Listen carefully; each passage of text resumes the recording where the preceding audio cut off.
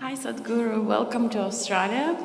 And I have a question. Sometimes we get in a situation when we're surrounded by people who have a very high expectation in terms of us. And when we cannot fulfill the expectation, you start to feel a very terrible feeling of guilt. And it's okay when it's your mother-in-law, you can kind of cope with that, but sometimes it's your parents, for example. I have no problem, I have nothing against her, I just joking. Yeah. And sometimes it's the people who's very close to you, like your parents, and you cannot really fulfill the expectation because you would like to do in your life what you want to do, and obviously it's not what they want. And how to cope with that feeling of guilt, and also what do you think, what kind of relationship should be between the parents and the children? Thank you.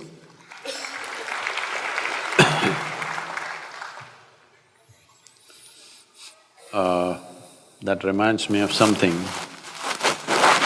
See, one thing is, it's not just between parents and children, just about every relationship, everywhere. People have all kinds of weird expectations. It's like this. A lady went to the butcher's shop and all this chicken which were hanging upside down, dressed chicken. Poor chicken, feathers are their dress. You rip it off and say they're dressed.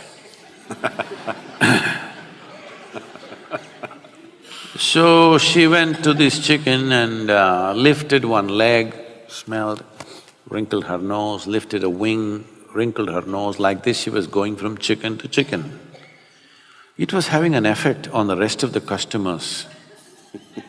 So the butcher saw it's having an effect, so he went and tapped on her shoulder. She turned around.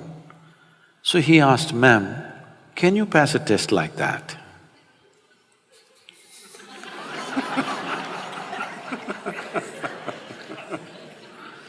So a whole lot of people are always busy putting everybody to tests that they themselves cannot pass. Especially parents. Parents think all the things that they could not do, they must achieve through their children. So they should have bred racehorses. I want you to understand this. Children are not your property. It's a privilege, another life came through you. You must enjoy it. Do your best to nourish it. What it becomes is not your business.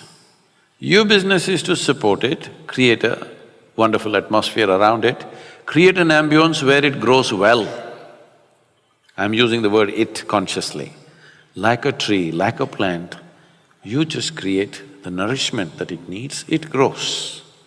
Well, is it going to bear apples, pears, mangoes, or just flowers, or just nothing? We don't know. Only thing is, your wish is, they must grow to their full potential. They are not an extension of your ambitions. They're not, and they need not be.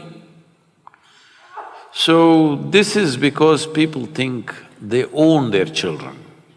No, they're not your property.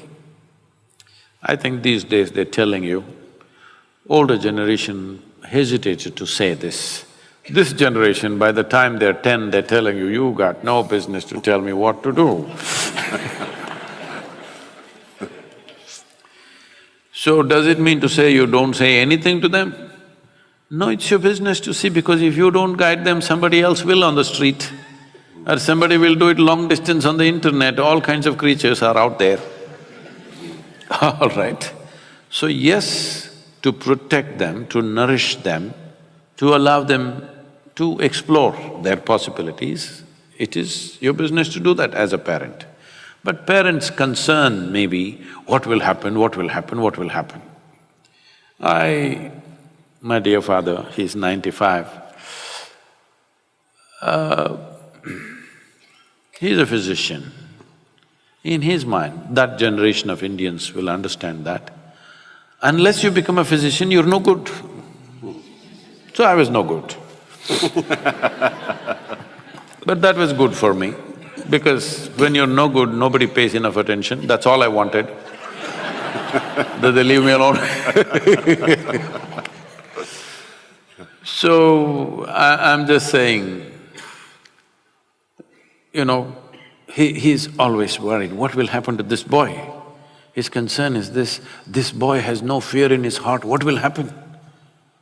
So one day when I was 11 years of age, he said this, you know, I came home with a 12-foot cobra, he was my friend.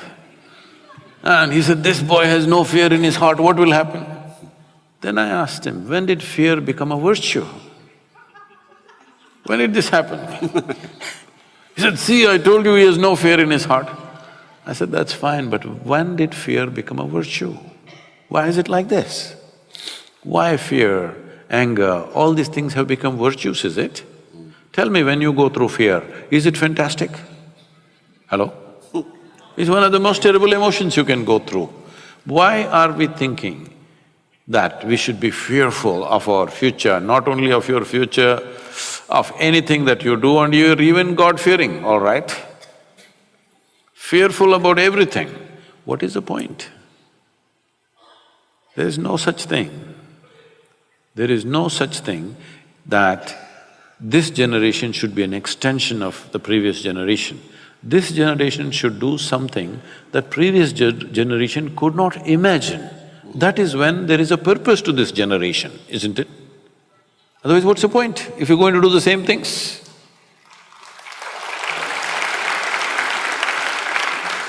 Well, if you want to do something that you really want to do, if you think you're going to do it with everybody's approval, I'm sorry, life doesn't happen that way. It is just that whatever the hell you want to do, just do it well. Once there is success, your parents and your uncles and your aunts, everybody says, wonderful. All right. They want success, they're only afraid. They have every right to be concerned about you. They have every right, because they brought you up, they're concerned whether you will do well or not. They have every right to be concerned, but that concern should not become control.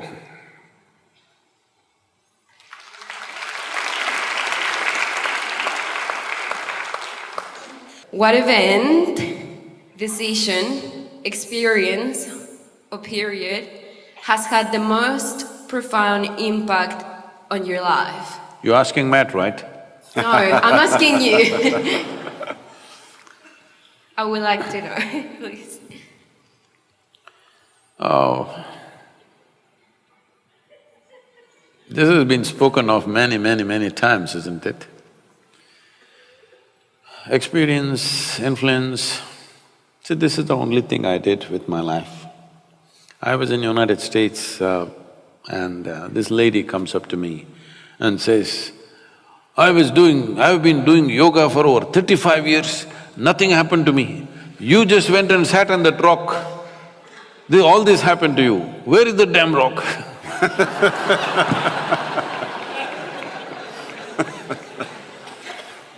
And now the rock is becoming famous. Like, you know, for Gautama the Buddha, the Bodhi tree became more famous than the Buddha. I must tell you this experience. I was in Coimbatore many years ago, about almost 25–30 years ago, and I go to somebody's house for lunch. And this lady says, Sadhguru, I have a Bodhi tree in my backyard. I sit and meditate under that. Can you come and bless my tree? I say, please water the tree, I will bless you. She said, no, you must come and bless the tree. I thought, let me go into the backyard. I am always an outdoor man. So I walked out. Then I looked around, I did not see any Bodhi tree, there were 3 coconut trees. But I did not see any Bodhi tree. Then I asked her, where is the Bodhi tree? Then she takes me to one place.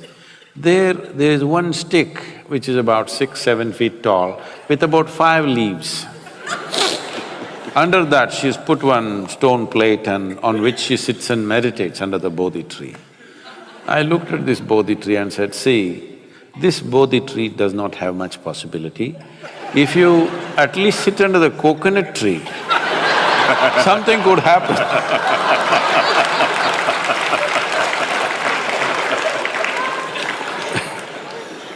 Under coconut tree, things happen. Because when you're in this state, what you need is a knock on your head.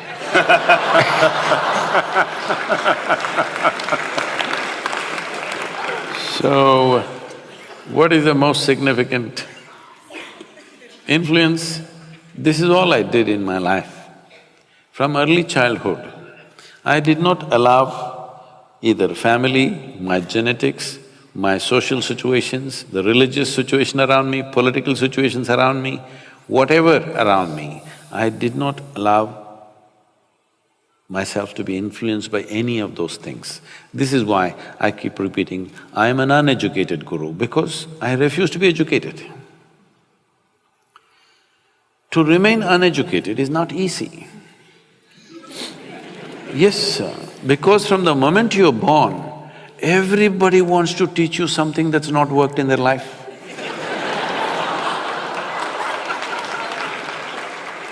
It's a compulsive need in adults the moment they see. You know, like, when my daughter was 3.5 months old, I would drive alone with her all across India, with my one hand on her, my right leg heavy. This is the time when I'm building Isha Foundation, I'm driving across the country.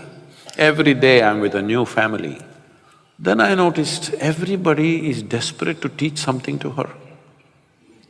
I said, please, nobody teaches her anything. No ABC, no 1, 2, 3, no Mary had a little lamb. I don't want any of these things. Then people said, Sadhguru, you're not letting anybody teach anything. What will happen to this girl? This girl won't know even how to count her fingers. I said, I don't care if she cannot count her fingers. As long as she knows how to use her fingers, what do I care? She thinks this is 1,000,000, what's my problem? As long as she knows how to use her fingers. So, and I don't care whether Mary had a lamb or not. So, I said, nobody teach her anything. Because nobody is teaching her anything. See, it is by constantly looking down on the child, you know what is this, you know what is that, the child feels smaller and smaller and smaller. Because nobody spoke to her in those terms. She thought everybody is her friends. She's 2.5, 3 years, she thinks all the adults are her friends, she talks to them like they're her friends. By the time she's 18 months, she's fluently speaking 3 languages, very fluently. Because nobody's teaching her anything, she's all ears listening to everything around her. Well, I wouldn't have sent her to school, but my schedules and my travels didn't allow that. So I sent her to a school where there's least amount of schooling. One day she came back from school, she was around 13 years of age and she was little upset about what happened in the school. Then she comes and tells me, you're teaching everybody so many things, you're not teaching me anything. I said, see, I'm not known to do anything unsolicited. Now that you have come, you sit down, we'll see. I said, see, this is all you need to know. You never look up to anybody. She looked at me like this, what about you, kind of look. I said, especially me, because if you look up to me, you will miss it completely. What will you do? Maybe take my picture and nail it on your wall. That's all you will do. You got to see me the way I am. If you see me the way I am, every moment of my life, it'll be of great significance to you. If you look up to me, you will exaggerate. Never look up to anybody, never look down on anybody. This is all. Is that all? That is all. See, if you look up to something, you will make up things in your mind. If you look down on somebody, you will make up nonsense in your head. If you don't do these 2 things, you will see everything just the way it is. If you see everything just the way it is, you will effortlessly navigate through life. This is all you have to do. Don't worry about what is significant. This is the most significant aspect of my life. I never looked up to anything. nor look down on anything in my life. I looked at everything just the way it is. This is all you need to do. Thank you very much. Ladies and gentlemen, Probably Matt is more loud in India than in Australia. It's wonderful to have you here, Matt. Fantastic. thank you, sir. Thank you. It'd be very easy to listen to Sadhguru all evening, but unfortunately we are out of time. So on behalf of us all, thank you for gracing our shores. You're a very special human being. Tell me, what should I tell the Tamil boys? You can tell them from me that I will be back in business with them very shortly. That's what you can tell them. Surfing, about the water, cooking. What about the water? About the water? Yeah, what they should do, the Tamil boys Easy as this. and girls. Spend a little bit of their own money to invest into some trees, and we're all in business, aren't we? Thank you. And, Thank you. Good evening, everyone. Thank you. If you don't know this, don't tell anybody. I make the best masala dosa in the world. Well, you can be sure of this, I'll take you up on that. Good evening, ladies and gentlemen. Thank you. Thank you very much.